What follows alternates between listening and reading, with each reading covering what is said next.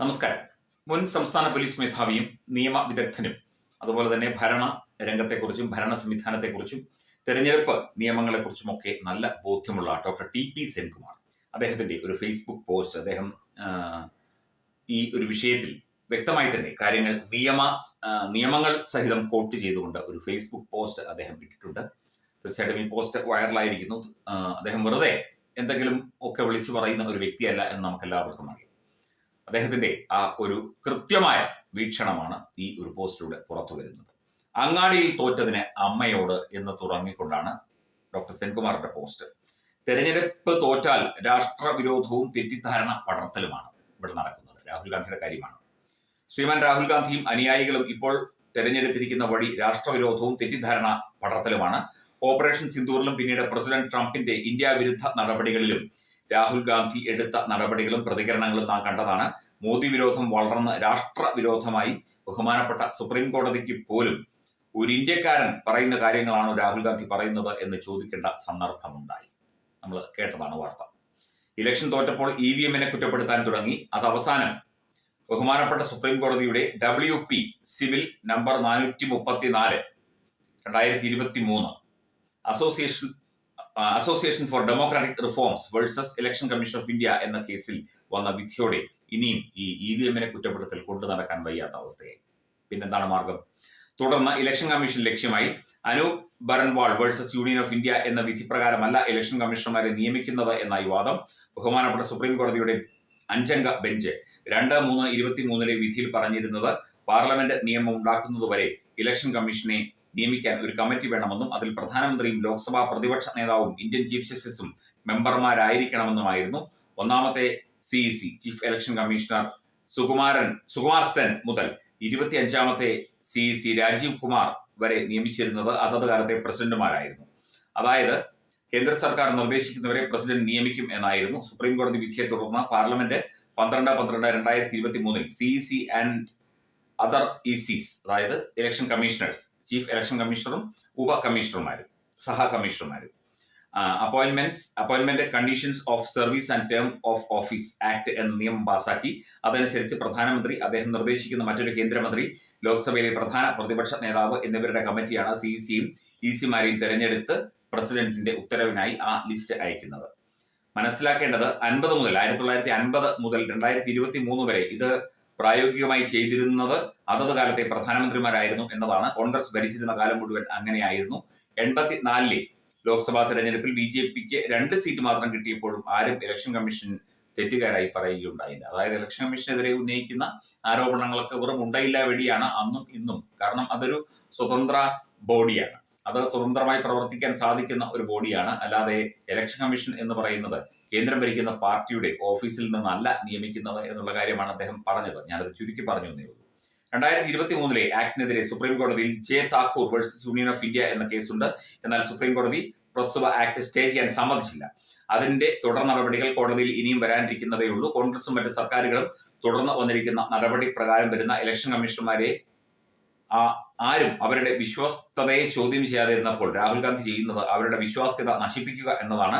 തങ്ങൾ ചെയ്തിരുന്നപ്പോൾ കുറ്റമില്ല, മോദി ചെയ്താൽ ഇതെല്ലാം തെറ്റ് എന്ന നയം. അങ്ങനെ ഇലക്ഷൻ കമ്മീഷനെ താറടിച്ചു കാട്ടി ഇന്ത്യയിൽ സ്വതന്ത്രമായ തെരഞ്ഞെടുപ്പില്ല എന്ന് വരുത്തുകയാണ് രാഹുൽ അനുയായികളും ചെയ്യുന്നത്. അതായത് ഇന്ത്യൻ സിദ്ധാന്തങ്ങളെ തന്നെ, ഇന്ത്യൻ നയരൂപീകരണത്തെ തന്നെ, ഇന്ത്യൻ ഭരണ പ്രവർത്തന രംഗത്തെ തന്നെ വെറുതെ വിശ്വാസമില്ലാതെയാണ് എന്ന് വരുത്തി തീർക്കാൻ ശ്രമിക്കുകയാണ്. അങ്ങനെ ഒരു കാര്യം നടക്കില്ല എന്നാൽ പോലും അതിന് വേണ്ടി ശ്രമിക്കുകയാണ്. അതാണ് അദ്ദേഹം രാഷ്ട്രവിരോധം എന്ന് പറഞ്ഞത്. ഇത് രാഷ്ട്രീയ വിരോധം മാത്രമല്ല, രാഷ്ട്രവിരോധം കൂടിയാണ് രാഹുൽ ഗാന്ധി കാണിക്കുന്നത് എന്നുള്ളതാണ്. കർണാടകയിലെ കാര്യമൊക്കെ തന്നെ അദ്ദേഹം ചൂണ്ടിക്കാട്ടുന്നുണ്ട്. അവസാന ഭാഗത്തേക്ക് വന്നാൽ അല്പം വലിയ പോസ്റ്റാണ്. കാര്യങ്ങൾ മനസ്സിലാക്കാൻ കുറഞ്ഞ IQ എങ്കിലും വേണം എന്ന ഒരു വസ്തുതയുണ്ട്. അതില്ലാതെയാണോ അതോ അഭിനയമാണോ ഇയാൾ കാണിക്കുന്നത് എന്നാണ് അറിയേണ്ടത്. എന്തായാലും രാഷ്ട്രം എന്തിനും ഉപരിയാണെന്ന് മനസ്സിലാക്കുക. രാഷ്ട്രഹിതത്തിനു വേണ്ടി ആത്മാർത്ഥമായി പ്രവർത്തിക്കുന്നവരെ ജനത വീണ്ടും വീണ്ടും തെരഞ്ഞെടുക്കും. അല്ലാതെ ഇത്തരത്തിൽ മണ്ടത്തരങ്ങൾ വിളിച്ചു പറയുന്നവരെ ആര് തെരഞ്ഞെടുക്കാൻ?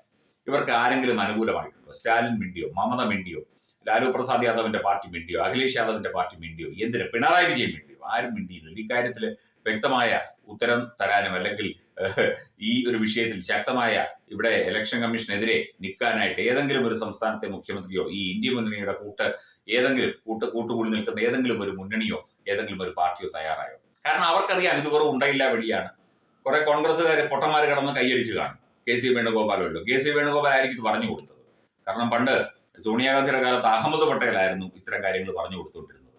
അഹമ്മദ് പട്ടേലിന് രാഹുൽ ഗാന്ധിയെ കണ്ടുകൂടാ. മരിച്ചുപോയ അഹമ്മദ് പട്ടേൽ. സോണിയാഗാന്ധി തന്നെയാണോ അന്ന് UPA ഗവൺമെന്റ് കാലത്ത് തീരുമാനങ്ങൾ എടുത്തുകൊണ്ടിരുന്നത്? അല്ല. ഈ രണ്ട് ടേം അവർക്ക് ഭരണം കിട്ടിയത് തന്നെ അഹമ്മദ് പട്ടേലിന്റെ മികവിലാണ്. അഹമ്മദ് പട്ടേലിന് ഓർമ്മയില്ലേ കെ മുരളീധരൻ അലുമിനിയം പട്ടേൽ എന്ന് വിളിച്ചത്? പിന്നീട് അലുമിനിയം വിലയുള്ള ലോഹമാണെന്ന് പറഞ്ഞ് മുരളീധരൻ തടി തപ്പി. അപ്പം ഈ അഹമ്മദ് പട്ടേലാണ് അന്ന് കാര്യങ്ങൾ നിയന്ത്രിച്ചുകൊണ്ടിരുന്നത്. ഇന്നിപ്പോൾ കെ.സി. വേണുഗോപാൽ ആയിരിക്കും ഇതൊക്കെ എഴുതി കൊടുക്കുന്നത്. എന്റെ കെ.സി. കുറെ കാര്യങ്ങൾ പഠിച്ചിട്ട് നന്നായി അറിഞ്ഞിട്ട് അത് പ്രായോഗിക തലത്തിൽ അത് എറിഞ്ഞാൽ കൊള്ളുമോ ആ കല്ല് എന്ന് ഒന്ന് നോക്കിയിട്ട് ഈ രാഹുൽ ഗാന്ധിയുടെ കല്ല് കൊടുക്കുക. അല്ലാതെ ഈ ആവശ്യമില്ലാത്ത കാര്യങ്ങളൊക്കെ എഴുതി കൊടുത്താൽ ഈ ചെറുക്കൻ അതും ഇതും വിളിച്ചു പറയും. അല്ല, ഈ ചെറുക്കൻ എന്ന് പറയാൻ പറ്റില്ല, ഈ മധ്യവയസ്കൻ അതും ഇതുമൊക്കെ വിളിച്ചു പറയും. വിളിച്ചു പറഞ്ഞാൽ കോൺഗ്രസ് ഈ നേരത്തെ കഴിഞ്ഞ ദിവസം JP നദ്ദ പറഞ്ഞതുപോലെ 30-40 വർഷത്തേക്കല്ല, ഇനി ആയുസിൽ അല്ലെങ്കിൽ ഇന്ത്യയുടെ ചരിത്രത്തിൽ കോൺഗ്രസ് പാർട്ടി അധികാരത്തിൽ പോയിട്ട് അധികാരത്തിന്റെ പടിവാതിൽ എത്തുക പോലും ഇല്ല എന്നുള്ള കാര്യമാണ് സത്യം.